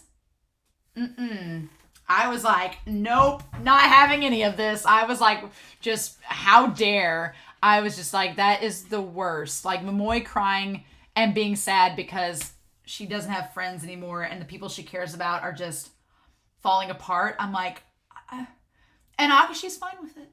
It's just like, it's horrible, right? It's so sad. And the thing in the locker room, if you notice, like everything, like Kuroko has these dead shark eyes. Everything is doom and gloom. Like the setting's gloomy. Even getting Murasaki Bara and Kisei fan service doesn't feel good. None of it feels good. Plus they're middle schoolers, so it's kind of like, no. But none of it feels good, and everything's just boring. And they're just all lamenting. They're like, I don't even know what the point of playing is. I don't have any desire to play. And Akashi's just sitting there smiling like a Shakespearean villain in the shadows. I'm like, wow, coach. Wow, captain. I mean, he's pretty much the coach at this point because the assistant coach isn't doing much. I'm like, wow, Captain, you're motivating your team. And any other, like Kasamatsu, case in point, Kasamatsu a few episodes back, he nipped that shit in the bud. He was like, oh, you have this mentality, Kisei? You think you're better than all of us? Get out of that. Get out of your head. I don't care if you're stronger than me. Get out of your head. Like, right? Kasamatsu did more with Kisei than Akashi could have done in Murasaki Bara other than snapping and going psychopath, right? But I'm just like, you had a moment there to connect with your team, and instead you're just in the shadows smiling, letting them like fester and rot. I'm like, what the fudge? Why are you doing that? And I will give this Kisei throughout the entirety of these episodes, Kisei tries to keep it together, and Kisei is like the only one having fun and trying to keep like the lighthearted spirit. And I love Kisei so much for that. I really, really do. I love him for that. Midorima stays on like the straight and narrow. I like him for that. Murasaki Bara is just a brat. I was starting to like Murasaki Bara a lot, but man, Murasaki Bara like kind of lowered himself for me this episode. I was like, you're just such a brat. I'm glad Hamuro's with him now, because Hamuro doesn't take that shit, right? And then they all just kind of like even Almine, like this toxic environment starts to get to Almine, where even he gets like sarcastic and kind of like egotistical. And Kuroko's just like, this is so sad. Like, he just feels so disconnected.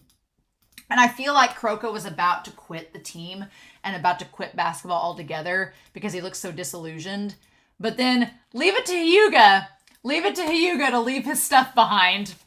Of course, delinquent Hyuga. He leaves behind his book, and then he sees Seirine. And just the stark difference. Seirine is like bright and vibrant and colorful, and everyone's having a good time and being a team. And Kuroko's just like, that's what it could be like? It could be like that? Oh my God, I can't believe that could actually be what my experience is like with an actual team. And I feel like Momoy kind of sees Seirine, and he's like, yeah. He's like, that could be what you experience. That seems like the type of play that you like. So I want to make a quick note before we go any further that it seems like each of them went to teams that kind of were what they needed to go to. So Kuroko, he needed a team that had warmth to it, which was Seirine. He needed some team that could foster the warmth in his eyes and get it back to that glow, right? And let him be himself. Akashi goes with Rakuzan, which is the team that is the victorious team. He just wants victory, and Rakuzan's the strongest, so that only makes sense. Midorima, interestingly enough, goes to the team that lets him come out as a team player, because that's what he's always been, kind of by himself. Midorima's always kind of been by himself throughout all of this. He's like kind of been in the crowd, but never in the crowd. And Takao and the team gave him that sense of camaraderie that he was looking for in Shitoku. So there's that. With Kisei, he had a Kaijo, which kind of like nurtures his love of basketball, but also his humility. Because Kisei can get a little bit cocky, and so it nurses that humility, but also gives him a sense of team. Murasaki Bara, what I like about that, Murasaki Bara ends up being a team that can handle his brattiness. So you have Yosen and Hamuro who can take his brattiness. The coach has a bamboo pole, so she's like, none of that shit. Stop it. So again, Murasaki Bara is the type of guy that needs to be smacked upside the face sometimes and challenged. And that's what that team does. And then there's To'o, which honestly, I love To'o now so much more because of this episode set, because it challenged Almine. His teammates gave up on him. I mean, even Kuroko kind of had a moment of giving up, right? Teiko gave up on Almine. It just gave up on him and didn't foster any motivation or hope for him. Imayoshi, I respect Imayoshi a lot more after this episode set, because when he took Almine on, he's like, we'll see how you do. He knew how good Almine was. He knew, but he was like, we'll see if you're tough shit or not. Join us. Maybe you can handle it. Like, he was giving Almine a challenge. And To'o, even when they couldn't make him go to practices, they still tried. Wakamatsu and them tried to drag him to practice. They didn't give up on him. And I feel like, and Momoy went to not give up on him. And I feel like that was exactly what Almine needed. He needed a team like that. And so it all worked out that they went to teams that could give them all what they wanted. The thing that I get kind of bugged about is that one thing Akashi says is he was like, oh, Teiko, he implies that Teiko was all about blooming talent, but it would never, he makes it seem like it would never work as a true team. It would never work as a true team. And I'm like, bullshit. It could have. You didn't do things right. It could have, but you failed. So that's kind of it. And he tries to like make off this excuse of being like, we were just too big of personalities on a team together. I'm like, bullshit. The NBA has teams like that all the time. There are teams with like crazy talent all the time. There are Olympic teams that do the same thing. I don't want to hear it. I'm like, no, that's not an excuse. Nope. So I'm just like, no, if you had done things differently and maybe did more of like Kuroko style where you fostered an actual team environment from the start your first year, like what happened was it got to the point where you had made it so toxic that no, of course there wouldn't have been team play because you just let it get so corrupt. But if you had started to nurture it from the beginning, yeah, there was a chance it really could have happened. So it's so frustrating that he just tries to play it off as being like, we were just never destined to be a team, but now we'll face each other as rivals as it's always been meant to be. And that's our promise. And Kuroko will fight us too, because even though he has a different style and different goal, he still can't resist the challenge. I'm like, I'm just like, no, shut up. But yeah, so we go back and then we have Teiko getting the interviews and everything.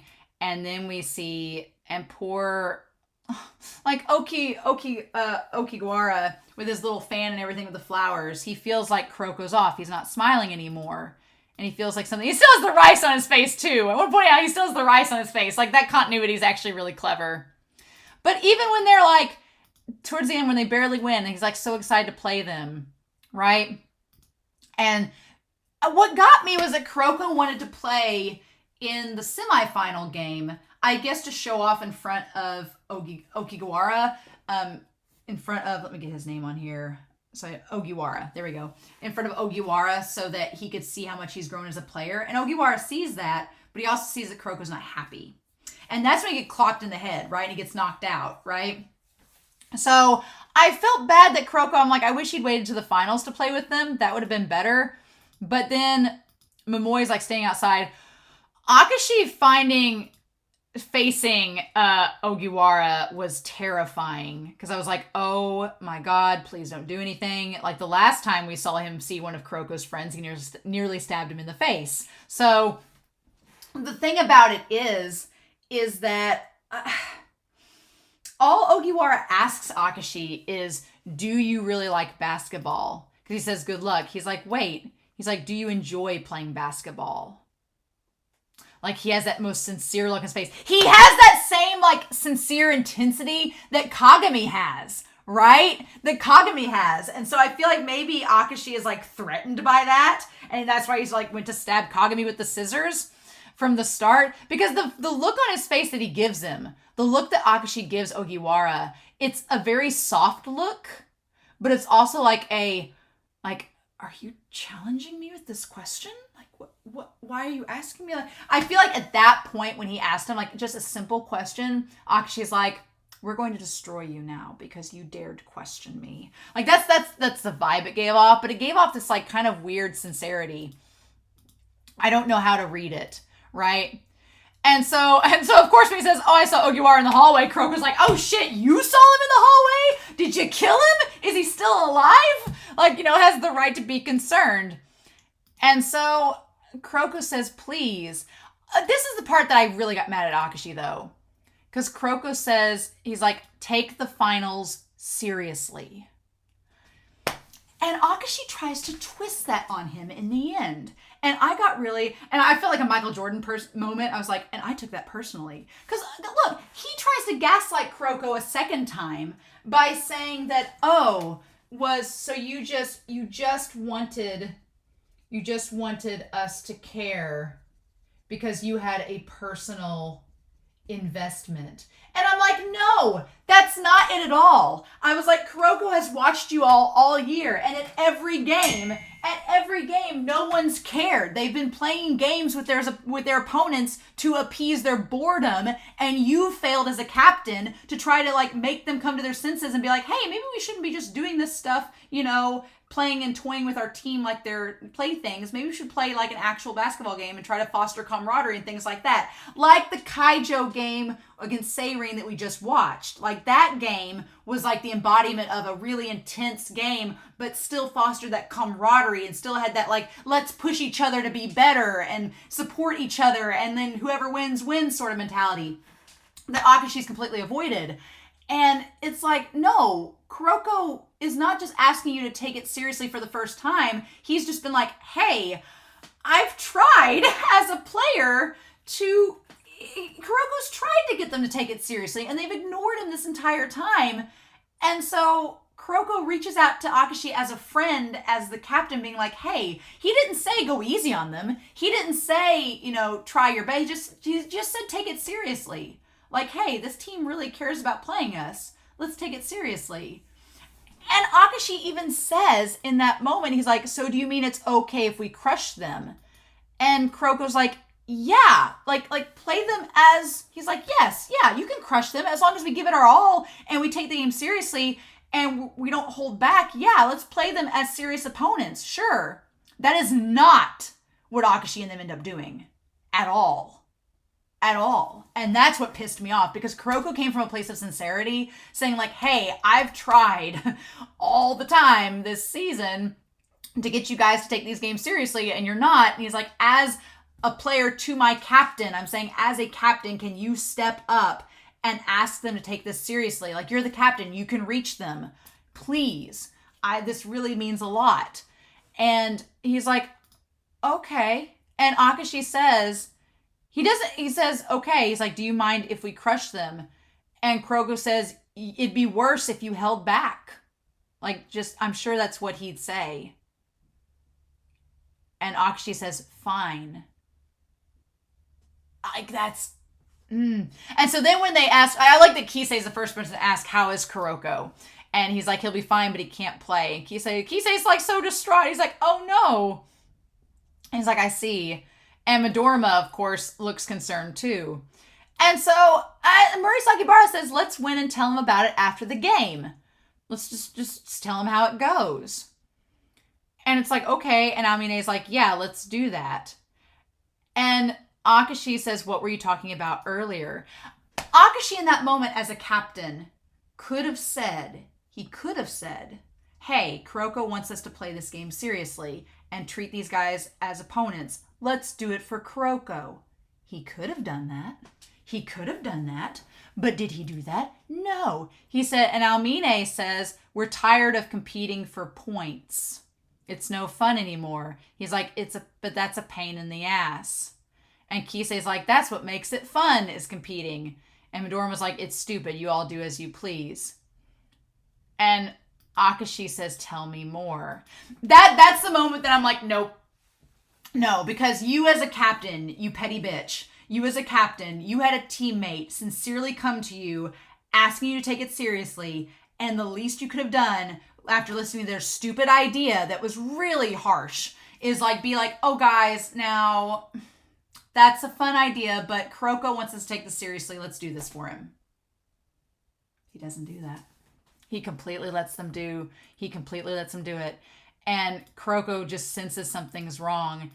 And Ogawara has been trying to he's like, we need to at least make one shot. And they not only don't, and the thing of it is that when he missed the shot, Amine's like, oh, I made it that easy so you can make the shot and you still missed. They could have just let it go, right? They could have just let it go. But instead, Murasakibara made the shot for them so that the score would be all ones. It was an intentional thing from the start. And him just looking over at Kuroko like, were you in on this? Did you know they were going to do this to us? And the moment that Kuroko starts crying and says they trampled on my promise to my friend, he's like, is this really victory? You did this horrible thing. How could you? And he asks Akashi, why did you do that? And Akashi says, we simply controlled the game. Our players were far more focused than if we were just trying to score. And he's like, that's not what he meant. He's like, I told you.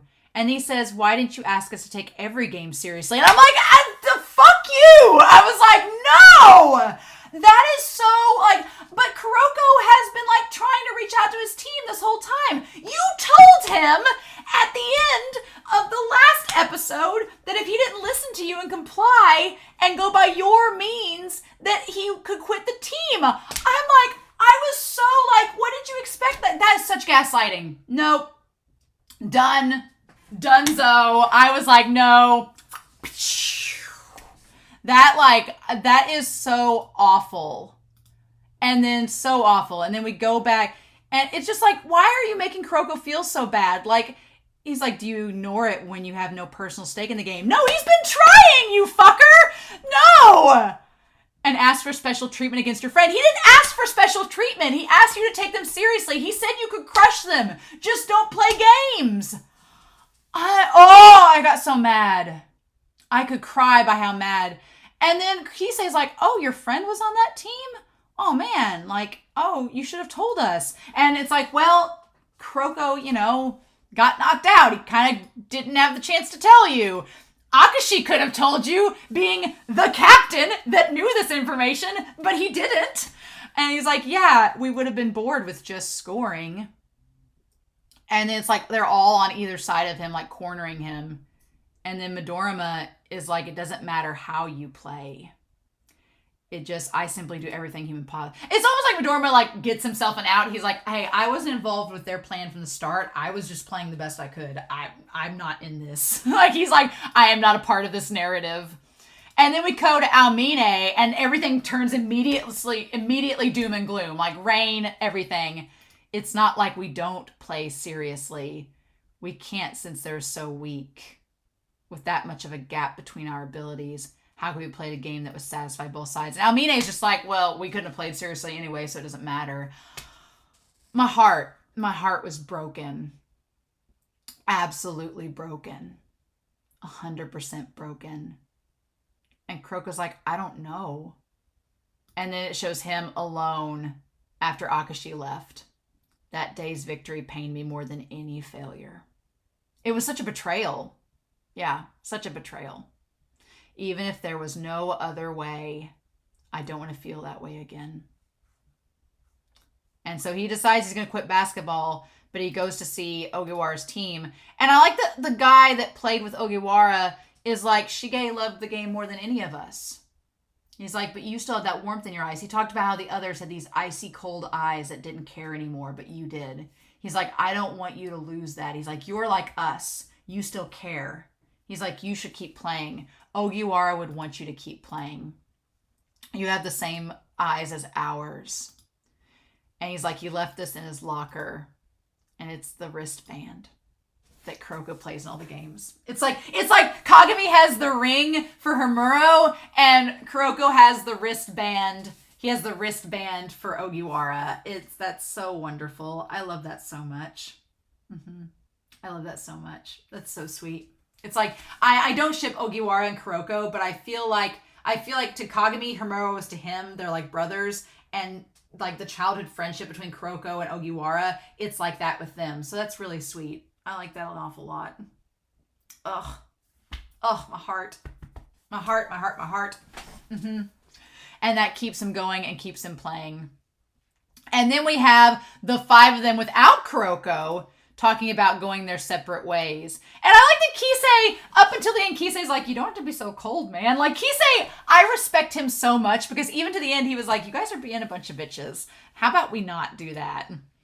And then Akashi's like, we all decided not to go to the same school. So it must mean that we're destined to be rivals. And we don't want to be lumped together as a generation of miracles anymore. No one is greater than ourselves. But the funny thing is that so far, every team has been proven wrong with that. Kuroko realized that he's not better than anybody. His team counts. Akise, Murasakibara, Aomine, Midorima, they've all found the power of teamwork and the joy that that brings. And it's not just about them being better than everyone else. It's not the case. So Akashi needs to lose so he can get a nice sweet taste of that. He needs to lose, especially since he's apparently never lost in his life. Baby needs to get the silver spoon taken away a little bit. I think so. It'd be good for him. He really needs it because he's a monster. And he's like, though he wants something different, Tetsuya will join our contest. So the promise is that they're all going to be rivals and see who can be best. That's the thing. This is their first year away from each other. The promise is who's going to be victorious. And now it's down to Akashi versus Kuroko, which is the most obvious and fitting rivalry of the two perspectives challenging one another of which one will be better, right? And honestly, at this point, I feel like Akashi has to lose.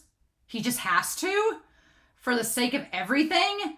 But I'm going to talk about that in a second. But like, if he doesn't lose and if he wins against Kuroko, I feel like Kuroko's not going to be, he's going to be like, so what if you won? I still have my team. I still have friends. I still have like a life. So who cares? Like, winning isn't everything. I feel like it could either go one way or the other. It could either be that that Seirin does win and it knocks Akashi off his high horse for the first time in his life, supposedly. Or they could lose and then Kuroko's like, winning's not everything, so I'm still out ahead, right? But I feel like they're going to make Akashi lose. The thing that I'm not going to look forward to and what I'm afraid is going to happen, and I'm going to eye roll to the back of my skull if this happens, if Seirin wins and Akashi is suddenly like, my split personality has been defeated, I'm going to go back to being kind Akashi now. I'm going to be like, what? I'm gonna be like, are you fucking kidding? Like it took you, because here's the thing, like, again, we talk about the switch flipping, is that Aomine losing against Kuroko, it didn't cure him. He hasn't automatically gone back to being a ray of sunshine that he was back in 6th grade, but it did humble him, and he slowly is getting back to those old patterns and slowly becoming himself again, like a human does. And I'm like, if Akashi just instantly, like, the switch flips and he goes back to his eyes being the wrong color and he's suddenly a nice person again, and I'm like, you mean to tell me you've gone 2 years of being a douchebag and now suddenly one loss is going to instantly change your personality, and I'm supposed to be, like, totally fine with that, and it's going to excuse everything you've done up until now? I don't know if I'm going to like that. So maybe I want him to lose. I want his ego to take a huge blow, right? Because he like nearly spazzed out losing against Murasakibara in that practice game and had a high-speed come apart. But I also want Akashi to get some help more than anything, because I do worry about him. I want him to get some help.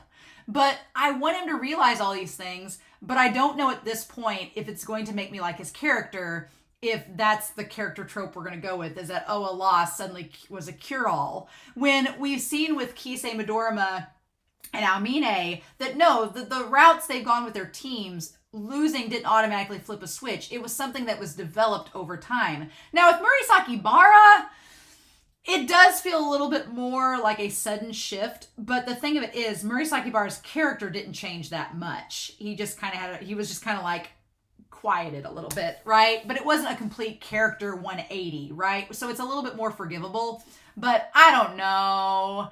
I still don't like Akashi at all. I don't. I'm trying to give him the benefit of the doubt, and I'm getting more about his character, but no, I still don't like him. He's still my least favorite, although Murasakibara is down there in 5th spot too, or in, I guess if you count Momoe and Kagami, then I guess they're in 7th and 8th, but I don't know. And then the best part about this whole thing is that, because Akashi tries to seem like all high and mighty, being like, he won't change his ways. I know him like the back of my hand. I'm like, shut up. And then we instantly go back to Kagami. The best thing is that Kagami's like, so you're the bad guy. Like, we come back to the present, and Kagami's like, so the thesis of that whole thing was that you've been the villain the whole time. God, I love Kagami. And like we instantly go back, the lights are on. He's like, this is it. He's like, that's what you were worried about? He's like, you thought this whole tragic backstory was gonna like change things? He's like, shouldn't have been worried. We're fine. He's like, we're good. And I love Kuroko being like, He's like, the only surprise is that Akashi has a dual personality. That's been the only thing. That's the only interesting part of your story. Damn it, Kagami! And I love that Hyuga, he's like, you sat there and waffled. Because Kuroko's like, it's my fault that Ogiwara quit basketball. He's like, no, it's not. He's like, quit waffling. He's like, no. He gave you that wristband as a keepsake. So he's like, you're just determined to reject his forgiveness.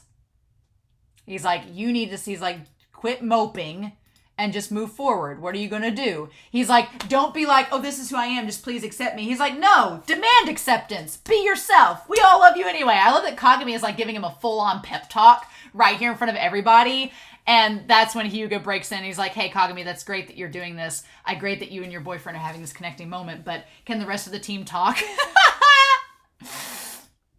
I love it. He's like, you're dominating the conversation. Hyuga's like, I'm the captain, damn it. Let me speak to him.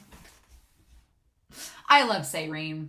I love it. It really hurts to see how toxic Teiko was and to see how bad things got. Like, towards the end of their third year, seeing just how horrible things got for the team, like, it really puts it in perspective how lucky each of the Generation of Miracle players are to have the teams that they do, but also like getting these weirdos away from each other and onto teams of sane people, sane persons. But I say that, but I don't agree with Akashi that it was never meant to be. I feel like there was so many missed opportunities that could have been for the better. And maybe, who knows, maybe it would have worked out where they never could have gotten along anyway. But I feel like there was so much that was just like, well, we can't do anything, so let's just make it toxic and let it keep getting toxic rather than trying to remedy the problem. I feel like there were so many missed opportunities that, again, like I said, as a player and a coach, I would have been like, wow, should have done that. Should have maybe did that. Guess we're not going to do that. Okay. And then it just didn't work out. And everybody leaves. And they're like, thanks for the food, Kagami. And he's like, and I like that Izuki tries to make a pun. And then, of course, Kuroko's the last one to leave Kagami's house, And he's like, there's something I still didn't tell you. And Kagami's like, really? You're still holding mysteries? And he says, the day I graduated was the day he's like, do I have my answer? And he says, not yet, but I won't run anymore. Yeah. So I like that he basically challenges Akashi saying, I'm not running away anymore, but I don't have my answer yet. And Akashi's like, oh, well, good. I guess you'll find your answer and we'll face each other. And Kuroko's like, I found it now. I have it. And we're going to show him our basketball now in the finals. And I like that Kagami's like, hell yeah, we are. And then they do the fist bump. It makes me sad because of seeing how Kuroko and Almine had that friendship and seeing it completely fall apart. But it makes me happy knowing it's building back together, right? That it is still building back together. And I guess you could look at the plate metaphor as still being able to be used. I guess you could look at the plate metaphor as being kind of that it was a broken relationship, but it's been put back together and it still can exist. It's just the way Akashi said it was so condescending. So yeah, if you were hoping that this flashback was going to make me appreciate and like Akashi, nope. No, not really. But I do understand him more. But again, people were telling me that from the start, so I'm not surprised. I wish that people hadn't have been like, you'll figure it out, because then that would have maybe made that empathy a little better with him. But I'm like, oh, well, y'all told me it was going to happen, so I'm not surprised. But yeah, there's just so much that he does that's wrong that I fundamentally disagree with as a person that I'm like, that's terrible. Why are you doing this? And I hate that there's the excuse of, oh, if someone's excuse is it's his split personality, I'm like, that's lame. No. I think it's fine if you don't like Akashi. I don't like him at all. I think that's perfectly acceptable. If you like him and he's your cup of tea, I don't want what you're drinking, but okay. You keep doing what you do. You keep drinking what you drink. But he's just not my type of character. And I'm going to keep an open mind in this final game. I tried to keep an open mind in this episode set, but then that last episode, I was like, but I'm going to try to keep an open mind. It's high school now, not middle school. These hormonal teenage boys, maybe once he loses, he won't be such an arse. But we'll see. But it just made me appreciate all the teams that the Generation of Miracles have gone to so far. And Kagami, I love Kagami. Because Kagami listens to that whole BS and goes, okay, let's move past that. Kagami is a man after my own heart. And when I started this series, I did not anticipate loving his character as much as I do. Freaking love him. He can do no wrong. I want him to like slap Akashi upside the face if he gets a chance to. He needs it. If anybody needs a slap upside the face, it's Akashi. And Murasaki Bara, but he does kind of get a little tousled in their own game, so I guess he's gotten that. But the end cards. We talked about the end cards right before we leave here. I love these end cards. Again, we have Nijimura with Haizaki. Is it fueling the ship between the two of them? Kind of. I still kind of like Nijimura and Akashi a little bit as a ship, but if you told me these two are a ship, I get it. It's kind of the balance. The calm, cool, collected person and the badass delinquent. I get it. This little shot of baby Kuroko and baby Ogiwara, freaking adorable. I'm just saying. But also, I'm just saying, baby Ogiwara kind of looks like baby Kagami. Just a little bit. They have the same like fuzzy red hair. He's just missing crazy eyebrows. I'm like, wow, Kuroko, you have a type. You have a type that's been split into 3 people. And it's kind of amazing. I love it though. I love his little messenger bag with the basketball too. Freaking adorable. And then in the running for most toxic relationship is Murasaki Bara and Akashi, where Akashi is just giving Murasaki Bara all the candy to keep him compliant. Sure thing. I do like the color scheme in this one though. The colors are really cute. And plus it's not crazy Akashi, so it must be a fine version of them. It can't be toxic then. But I think my favorite out of all of these is this last one. And that is Midorima and Kisei playing the driving game, and Kisei's being the backseat driver, and Midorima is clearly aggravated with him, like, get off my back, I'm doing just fine. And Kisei's like, oh, you're winning, Midorima. He's like, I won't be if you stay here. Like, it's so cute. I love it so much. All of my heart. So, oh y'all. This was a doozy of an episode set, and we got the finals left to go. We'll see how that goes. So we'll see, right? But next episode is episode 17, 18, and 19. Next episode set, I've been told not to watch the OP for 17 and 18, so I will not. But in the meantime, I hope y'all have a wonderful week. Please stay safe. Take care. And yes, I will be back very soon with more Kuroko's basketball. Bye!